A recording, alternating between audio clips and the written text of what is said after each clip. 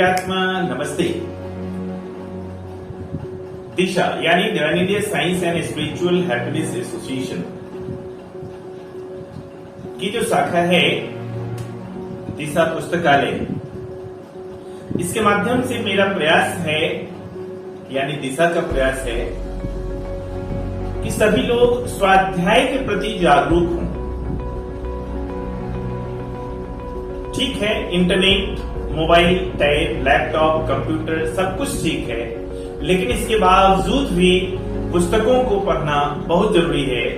ज्ञान यज्ञ की गंगा में डुबकी लगाना बहुत आवश्यक है, परम आवश्यक है। इसीलिए YouTube के माध्यम से ज्ञान यज्ञ की गंगा में डुबकी लगाना और लोगों को लगवाने का प्रयास पिछले 129 दिन से प्रारंभ है।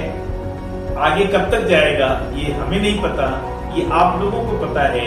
आप लोग जैसा डिमांड रखेंगे, आप लोग रुचि दिखाएंगे, इस YouTube पर ज्यादा व्यूज, ज्यादा कमेंट, ज्यादा शेयर हमको दिखेगा तो मेरा उत्साह बढ़ेगा, यानी दिशा का उत्साह बढ़ेगा और ये सतत जारी रहेगा। यह ठीक है कि कोई जरूरी नहीं कि दिशा का यह जो चैनल है उसमें मेरा ही चेहरा दिखे। कल के डेट में यहाँ पर कोई दूसरा चेहरा भी दिख सकता है, लेकिन ये जो क्रम चला है दिशा की ओर से, ये हमारी हार्दिक इच्छा है ये चलती रहे और उसमें आप सबका सहयोग परम आवश्यक है। इसलिए अपने कमेंट के द्वारा यह आसास कराते रहे हमें, यह महसूस कराते रहे हमें कि मैं ये जो काम कर रहा हूं, यानी जो दिशा ये काम कर रही है ज्ञान की गंगा को आगे बढ़ाने का, ये सही कर रही है।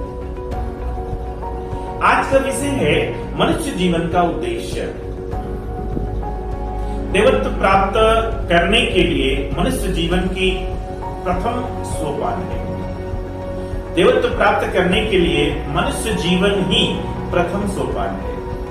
यदि सांसारिक माया मोह में ग्रस्त होकर मनुष्य अपने जीवन के उद्देश्य को भूल जाता है तो उसे सदैव रोना ही रोना है। यह निश्चित है कि मनुष्य जीवन के उद्देश्य को प्राप्त करने में सैकड़ों कठिनाइयों का हमें सामना करना पड़ता है, पर यदि हम क्षणिक सुखों में फंसकर अपने लक्ष्य का ध्यान छोड़ दें तो हमें सदैव पछताना पड़ेगा। बाद में हमारे इस पश्चाताप का कोई महत्व न रहेगा। इससे अच्छा यही है कि हम अपने आप को पहचाने और उद्देश्य प्राप्ति के लिए कमर कस लें। यह संसार एक रंगभूमि है। हम सब इस सांसारिक रंगभूमि पर अपना अपना पार्ट अदा करने के लिए आए हैं। यदि हम अपने सुपुर्द किए गए कार्य को ठीक तरह से नहीं निभा सकेंगे तो नाटककार सूत्रधार हम सब पर अप्रसन्न होगा और अधिक अप्रसन्न हो जाने के कारण वह फिर कभी हमें रंगभूमि पर अपना कौशल दिखाने के लिए न भेज सकेगा। नाटक मंडली का पात्र जिस तरह अपने मालिक से डर कर कार्य करता है, उसी तरह हमें भी परब्रह्म परमात्मा का भय मानते हुए सब कार्य करना चाहिए।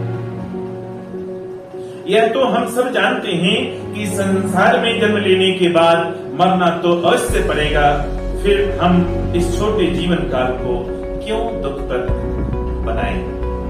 ऋषि चिंतन के सानिध्य में पृष्ठ संख्या 168 भाग 1 अखंड ज्योति अगस्त 1951 के पृष्ठ संख्या 17 से ये उद्धृत है या लेख है। दिव्यात्माओं, भाइयों बहनों, परमात्मा ने कुछ सोच समझकर हमें इस धरती पर जन्म दिया है। हमको जो कुछ भी रोल मिला है उस रोल को हम अगर बखूबी नहीं निभाएंगे तो भेजने वाला कहेगा ये तो बेकार निकला, हम सोच कर क्या भेजे थे और ये क्या बन गया, अगली बार नहीं भेजेंगे इसको। तो फिर रंगभूमि पर हमें नहीं भेजेगा। यही बात